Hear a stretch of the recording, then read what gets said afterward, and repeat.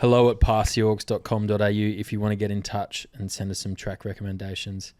At the top, Starburster, Fontaine's DC. Shout out to that Breathe In sample, the album of the year 2024. Epic track. Really, really love that. Australia by Laboom. Complete silence in the studio when we were listening to that. Possibly my favourite back-to-back track selections of the year so far. First time I heard this, Masto, we were playing golf, and you played this, and you forced our amazing friend Connor to listen. We were drinking wine, smoking cigars, and we were having a beautiful time. Tell us about that song. Yeah, I don't know how it came in. I love the streets. Yep. And like I've told you boys, I don't really find music. I just put it on Discover, yep, or like put it on an artist and then let it shuffle through. So the streets, that was just tossing up between that song and Blinded by the Lights by the Streets, because they both tell a story.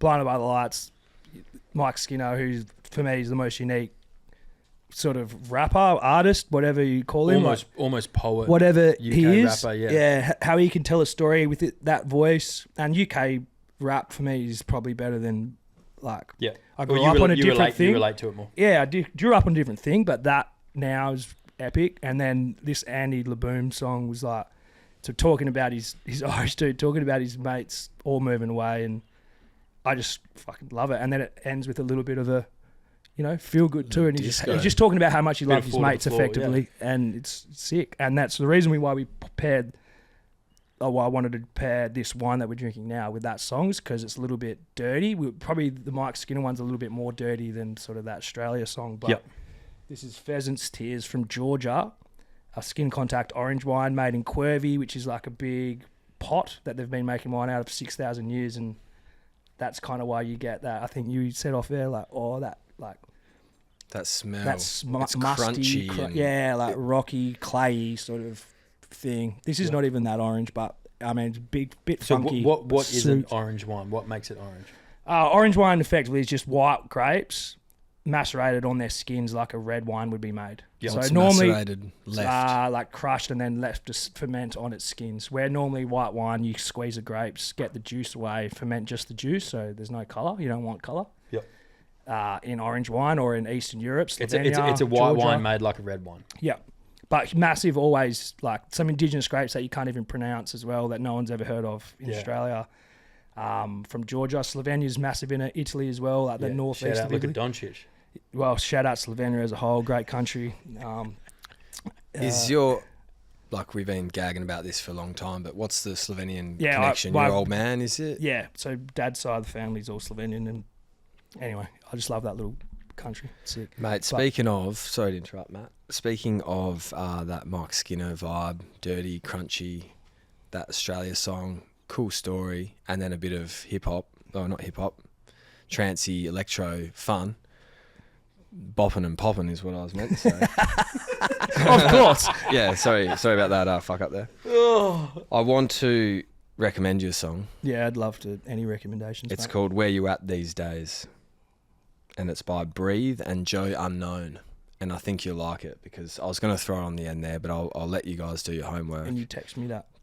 I'll text it to you, but it is that. It's a story, and it has a start and a finish, and you understand what he's saying, but it's got some electronic bopping and popping in it, and I feel like you'd really love it. I love that shit. Yeah, you want some extra additional maybe some a content warning for it. Is it pushing boundaries, and that's why we're not playing it right now? No, it was good. I was just getting the vibe that, it's Masto's show. We're on this wine thing. I'm not going to throw a third song in the mix, because I know how much it makes you seethe. Not at all. Seeing three songs in a row. He does bitching about that three songs. Yeah, he was from episode 3. Yeah, fuck, sorry. Anyway. But look, I just thought it was like, it's really relevant to what you're talking about that you love in this kind of wine/song, and that's a little extra one for you guys at home, or you, Mas. I'll sling it to you. Love to listen to it. I feel like there's not too many people that can do that storytelling, like in a hip-hop, electronic sort of song. Like, you can do it in more of a, maybe acoustic vibe, but that shit that I want to listen to, and it's kind of a little bit naughty, but yeah, it's cool. I love it, man. And especially that back-to-back, like Starburst, amazing Irish band Fontaine's into this random electronic, like, English rapper. Or Irish? I'm pretty sure he's rapper. Irish. Two Irish artists. Fucking cool. What's happening for Maston at the minute? What's going on? What, in like life? The Heroes and Cobrowns H&C? Winery. Talk to us about that. Yeah. Oh man. Well, so I've been selling booze for ages with Off the Vine and loving that. But sort of about, about a year ago now, we opened H&C Urban Winery, which is a big venue in Fremantle. But we have a working winery in the back. We actually will have fruit coming through at the end of January to actually make wines on site. Horse and cart through the tunnel. Horse and cart through that thing, man. 100,000%. You're not doing it any We're other only way, making right? 10 bottles, so like you got to pre-order that shit. You know what I mean? Shoddy one of them. Yeah. But yeah, I mean that's pretty fun too. I'm not there very often, but I love looking after staff and stuff, and just getting more involved into sort of wine-based, hospitality-based sort of coaching and teaching some of the up-and-comers in hospo space, because I feel like everywhere else in the world has accepted hospitality as a career. It's definitely not looked at like in Australia. So if I can have a small part with my staff or with any other staff that I look after and sell booze to and teach them a little bit about the one thing that I do know, that's kind of where I find a lot of enjoyment these days.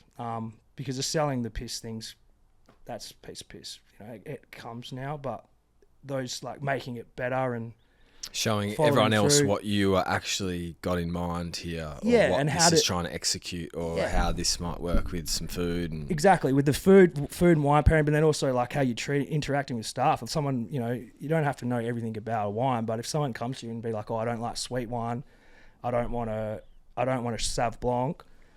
What am I going to drink and why?" Like, just little things, that interactions. And I feel like a lot of people that are in hospitality these days just don't quite understand that. Or they're not empowered to even take the leap to try and understand it. Yeah. And it's fun as fuck. Like why wouldn't you want to know a little bit? Yeah. Have you got a song in mind next? Look, I have a heap of songs in mind. I would love to play that Streets track, and then we'll go into something that's going to pair with your next one. Oh, awesome, man. Well, then, if you're going to play the Streets, I'm throwing Where You At These Days on the back of it. Yeah. So everyone at home can hear what I was talking about, and you can hear it. And then we're going to have maybe our last wine. The last wine, because these are all still pretty full. Yeah. What did I say we were going to play? The Streets. Blinded by the Lights. This is The Streets, Blinded by the Lights.